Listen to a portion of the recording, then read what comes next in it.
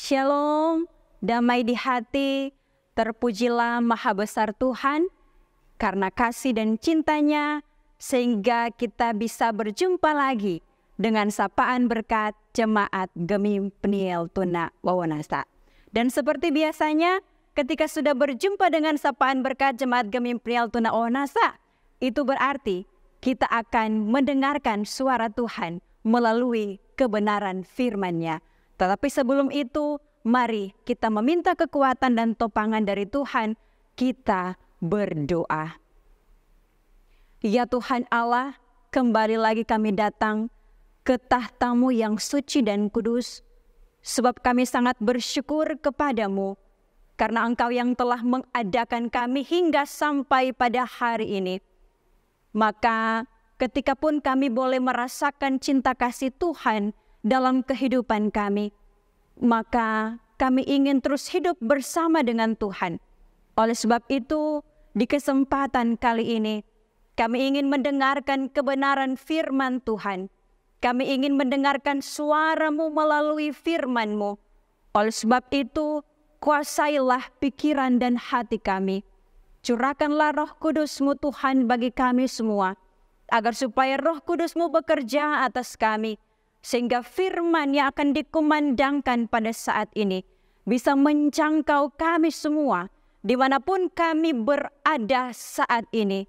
Dan firman Tuhan ini dapat memperbaiki kehidupan kami, sehingga kehidupan kami dapat memberi yang terbaik bagi Tuhan. Terpujilah nama-Mu ya Tuhan Allah. Inilah doa kami di dalam nama Tuhan Yesus Kristus. Amin. Saudara-saudara yang diberkati Tuhan, pembacaan kita di saat ini terdapat di dalam Perjanjian Baru, yaitu 1 Tesalonika 5 ayat 1 hingga ayat yang ke-11. Firman Tuhan berbunyi demikian. Berjaga-jaga. Tetapi tentang zaman dan masa, saudara-saudara, tidak perlu dituliskan kepadamu. Karena kamu sendiri tahu benar-benar bahwa hari Tuhan datang seperti pencuri pada malam. Apabila mereka mengatakan semuanya damai dan aman, maka tiba-tiba mereka ditimpa oleh kebinasaan. Seperti seorang perempuan yang hamil ditimpa oleh sakit bersalin. Mereka pasti tidak akan luput. Tetapi kamu saudara-saudara, kamu tidak hidup di dalam kegelapan, sehingga hari itu tiba-tiba mendatangi kamu seperti pencuri. Karena kamu semua adalah anak-anak terang dan anak-anak siang. Kita bukanlah orang-orang malam atau orang-orang kegelapan. Sebab itu baiklah jangan kita tidur seperti orang-orang lain, tetapi berjaga-jaga dan sadar. Sebab mereka yang tidur, tidur waktu malam, dan mereka yang mabuk, mabuk waktu malam. Tetapi kita yang adalah orang-orang siang, baiklah kita sadar berbaju sirahkan iman dan kasih, dan berketopongkan pengharapan keselamatan. Karena Allah tidak menetapkan kita untuk ditimpa murka, tetapi untuk beroleh keselamatan oleh Yesus Kristus Tuhan kita, yang sudah mati untuk kita, supaya entah kita berjaga-jaga, entah kita tidur, kita hidup bersama-sama dengan Dia. Karena itu, nasihatilah seorang akan yang lain, dan saling membangunlah kamu seperti yang memang kamu lakukan. Saudara-saudara yang diberkati Tuhan, ada sebuah ungkapan lagu, iringlah Tuhan dalam terang keluar dari gelap. Dan ingat apa wajibmu, dan turutlah serta berjalanlah di terang, berjalanlah di dalam terang. Karena memang dalam kehidupan kita di zaman ini, di dunia ini yang semakin hari semakin menjadi gelap, maka kita sebagai orang percaya harus menjadi terang. Oleh sebab itu, Rasul Paulus ketika dia berada di Korintus, dia mendengar dari Timotius bagaimana keadaan jemaat yang ada di Tesalonika, jemaat yang didirikan oleh Rasul Paulus sendiri, sedang berhadapan dengan pengajar-pengajar sesat. Karena Tesalonika ini adalah provinsi yang terkemuka di Makedonia. Oleh sebab itu, ada begitu banyak pengajar-pengajar sesat yang datang di jemaat Tesalonika. Pengajar-pengajar sesat ini mengatakan bahwa tidak ada kebangkitan, bahwa tidak ada kedatangan Yesus kembali. Oleh sebab itu Rasul Paulus menasehatkan mereka, mengingatkan kepada mereka bahwa mereka adalah terang, mereka adalah siang bukan malam. Karena kalau malam itu gelap, dipenuhi dengan begitu banyak dosa dan celah. Rasul Paulus mengatakan kepada mereka bahwa zaman dan masa itu tidak harus dituliskan. Karena Yesus akan datang seperti pencuri. Rasul Paulus mengibaratkan bahwa Yesus akan datang seperti pencuri. Yang artinya tidak ada seorang pun yang tahu.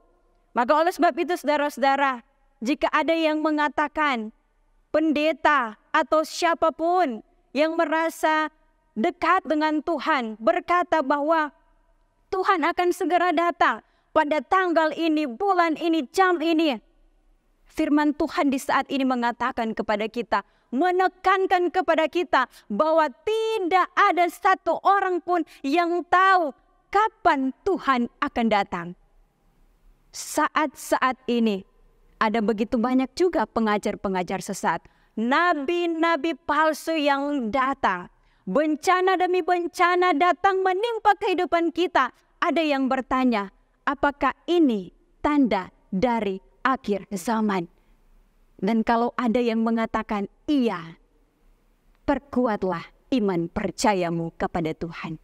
Tidak ada satu orang pun yang tahu kapan dunia akan kiamat, kapan Tuhan akan datang ke dunia.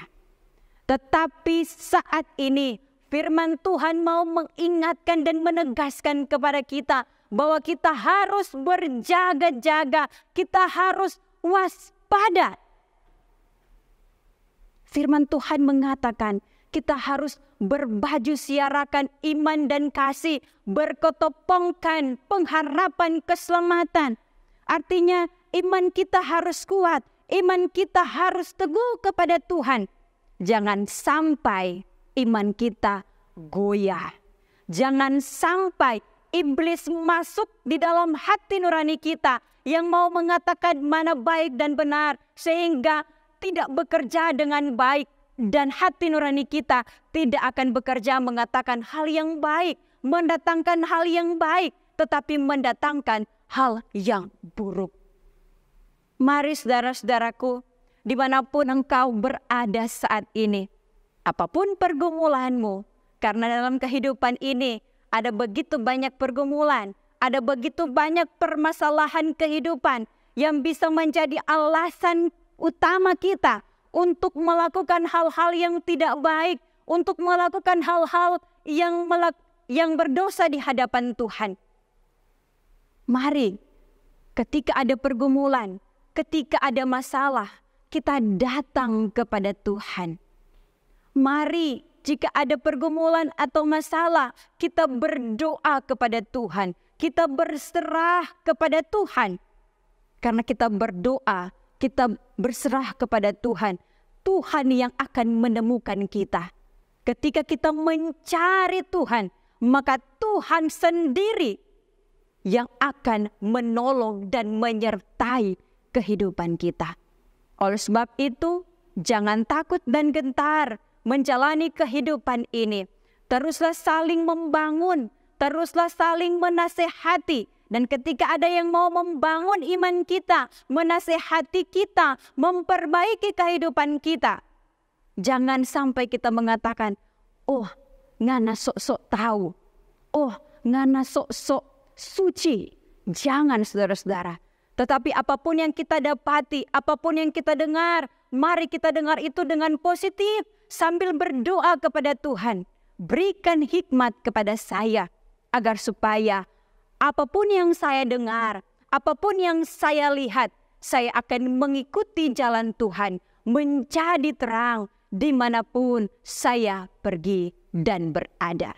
Kiranya Tuhan Yesus memberkati kita semua. Amin. Mari kita berdoa.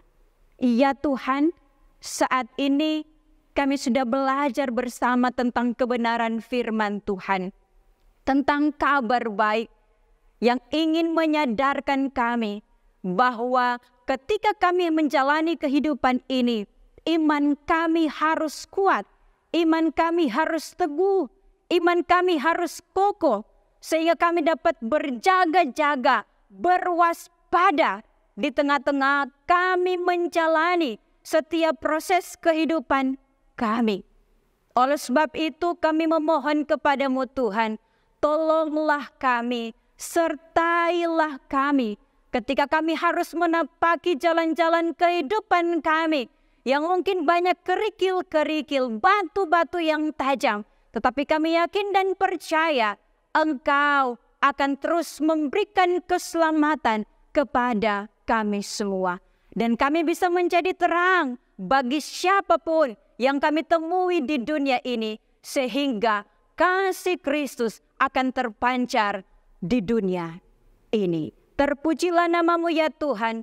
Inilah kami yang berdoa di dalam nama Tuhan Yesus Kristus. Amin. Demikianlah sapaan berkat edisi 12 Mei 2024. Kiranya Tuhan Yesus menolong kita semua.